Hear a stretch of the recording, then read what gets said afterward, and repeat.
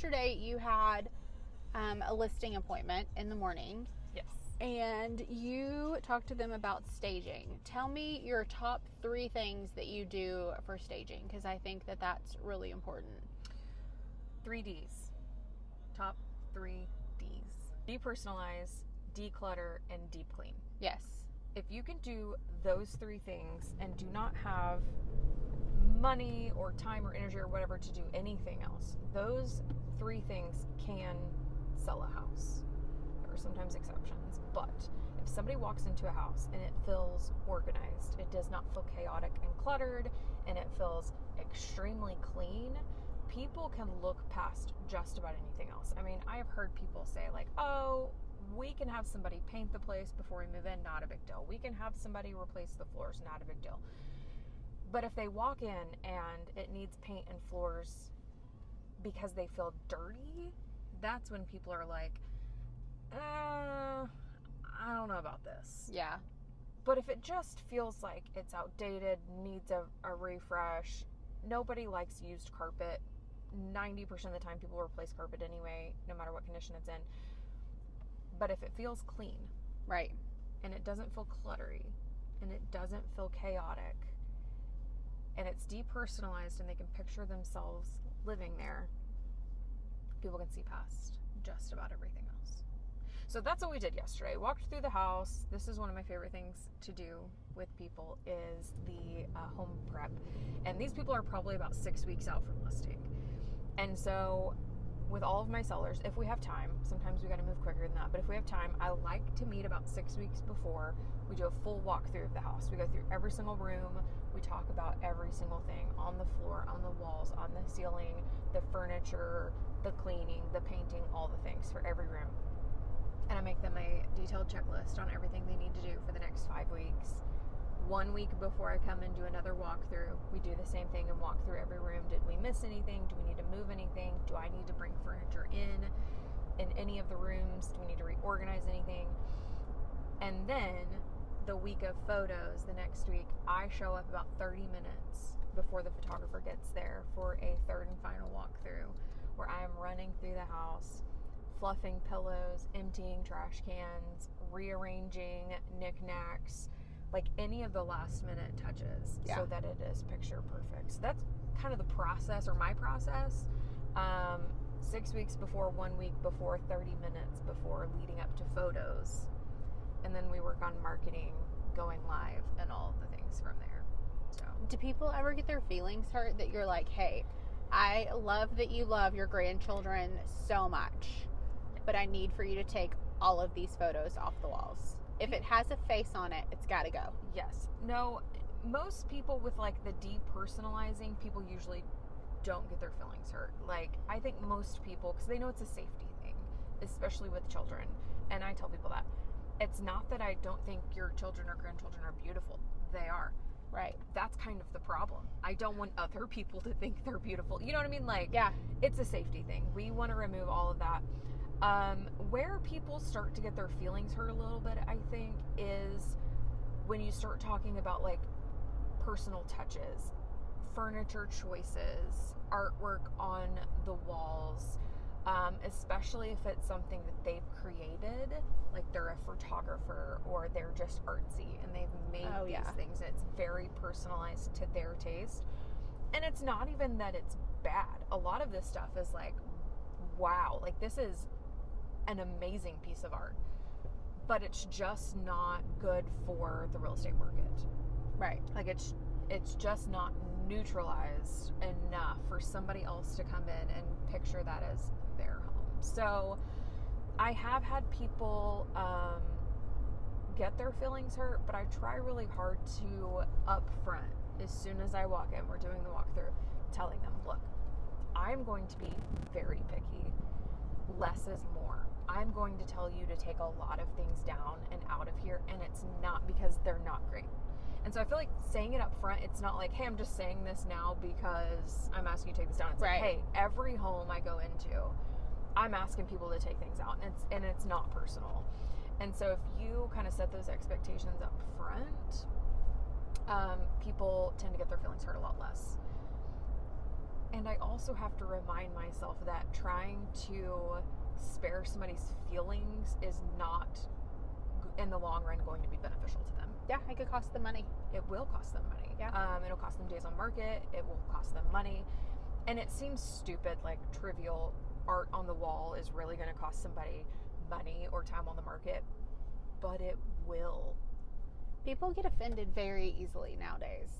They do. I feel like I've kind of figured out a way to present it in a very kind way and set expectations up front where people aren't really getting their feelings hurt about getting the home ready. Where I run into things the most, I would say, is people wondering and not fully trusting, like, does this really matter? Like, yeah.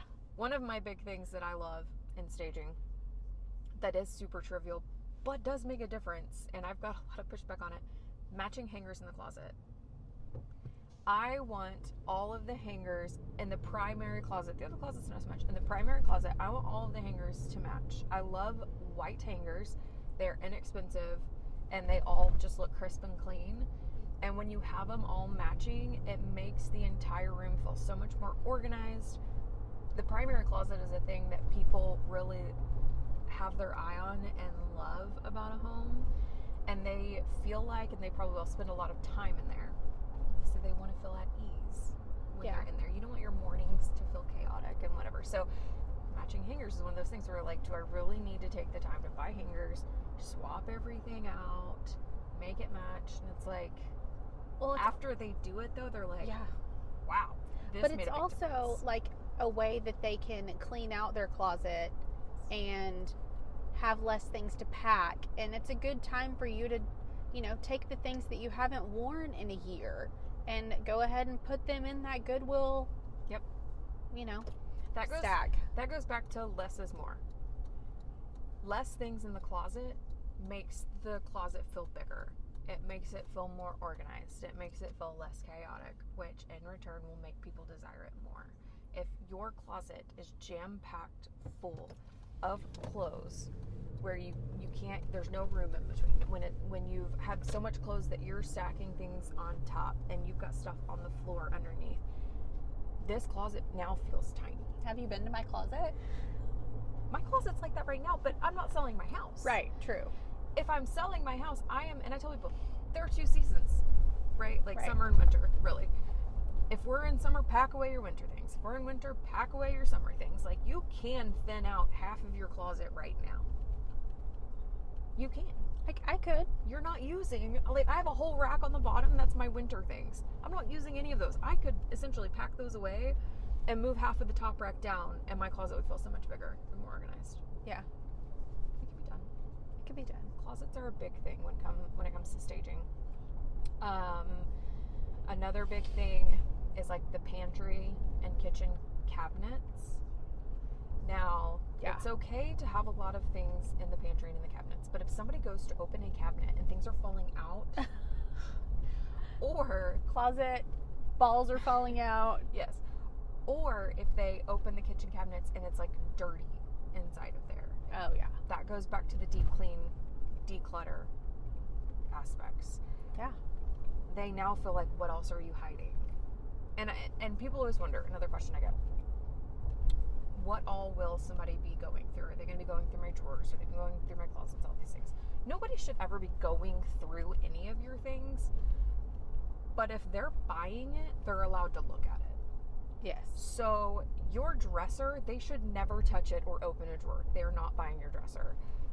But your kitchen cabinets, they can open any one of those doors because they are buying those cabinets. They want to know how deep is the cabinet, like how much can it store, all of those things.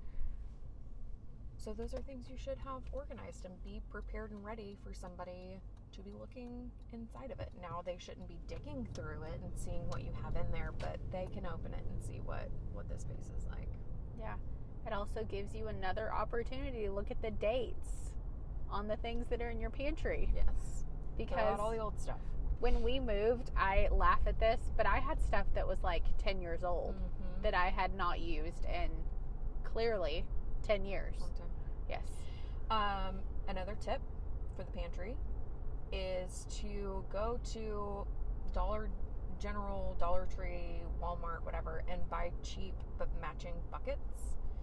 And all of just like the random like bags of chips, bags of cereal, even canned goods, different things. Like you can put in these buckets and store them and label them real nice, and it's going to look, I mean, have you guys ever seen like HGTV? What is that?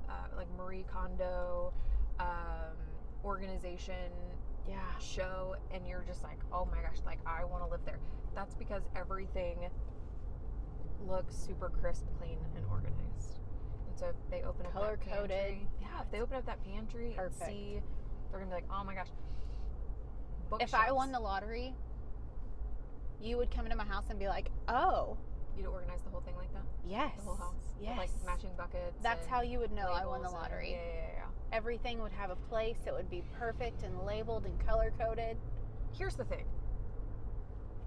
I would love for my house to be that way, and I would pay money for it to be that way, and then within 16 seconds my kids would unorganize everything, and I would just be so mad. Probably. They get things out of the pantry, they go and put it back, and it's like, that's not where that goes. Yeah. So it would just anger me. But okay. Mine don't put anything back in the pantry. They just leave it on the counter. Well, that too.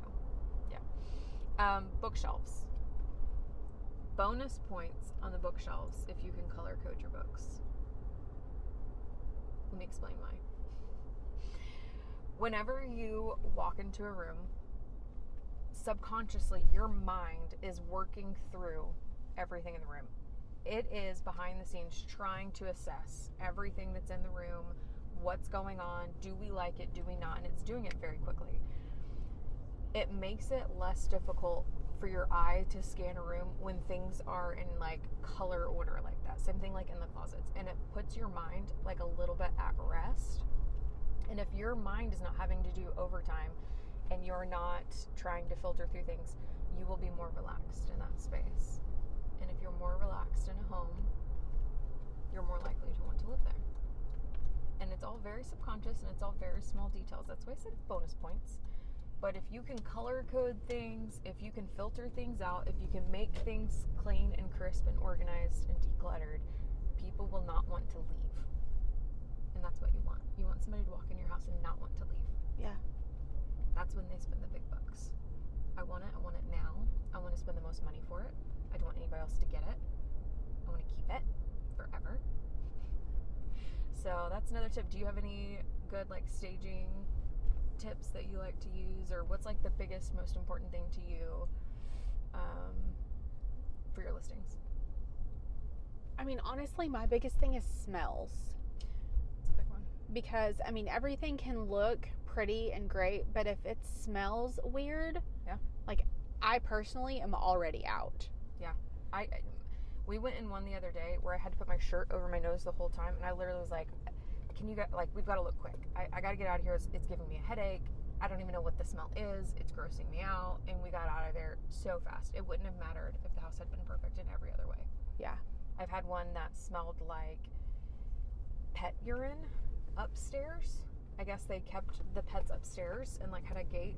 And so when we walked in downstairs, my clients loved the house. They fell in love with it. They were ready to make an offer. Like we were talking about making an offer. We went upstairs and the smell was so overwhelming and they could not get over it. And so even after I talked to the agent and she was like, we'll replace the carpets, we'll remedy it, we'll have somebody come in, like whatever, my clients were out. They couldn't. They were like, nah, that's okay. We'll just keep looking. They were just done. Yeah. It didn't matter. So Yeah. it's got to smell right. How do you feel about candles and like scents in the house, or do you just prefer it and not smell at all?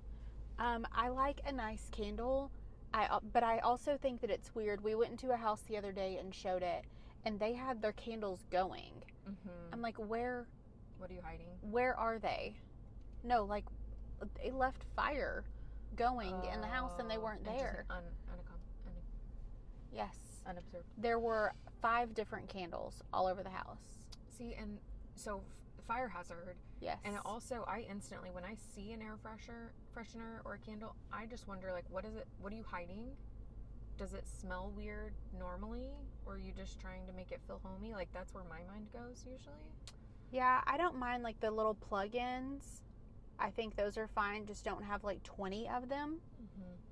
Like 2, like a nice fresh scent is great. But once you like an overpowering scent when you walk in, I'm out. Yeah.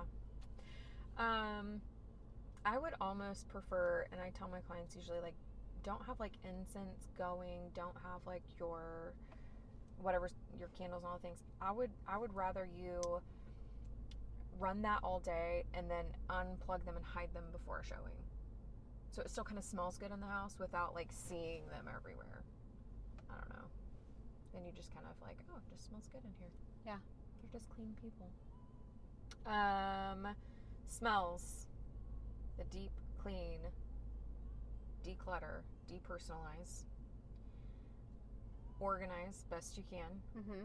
color coding, matching hangers, matching buckets, crisp white towels in the bathrooms, and no floor mats in the bathrooms. Those 2 things will make a huge difference. Yeah. Take out any old, ratty, gross towels. I would rather you have no towels hanging up than like old ones. If you can, hang up white, clean, fresh new ones and remove the bath mats. I don't care how expensive they were. I don't care how clean they are. No bath mats. We want to see the floors. We don't want to see that. Yeah. If you can do those things, I think you can get your house ready for the market and fare pretty well, even in this market, and pricing, of course, which we'll do a whole nother video on. But yeah, if it is staged well, priced well, you're going to be good. I agree.